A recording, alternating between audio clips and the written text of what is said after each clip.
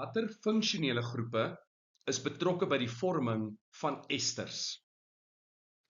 Die korrekte antwoord is C. Hidroksiel en karboksiel.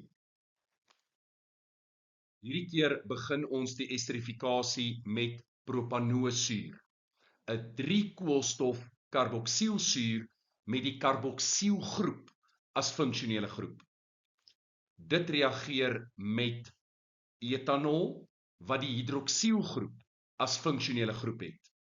Die hoofproduk wat vorm is etielpropanoaat en die byproduk is water.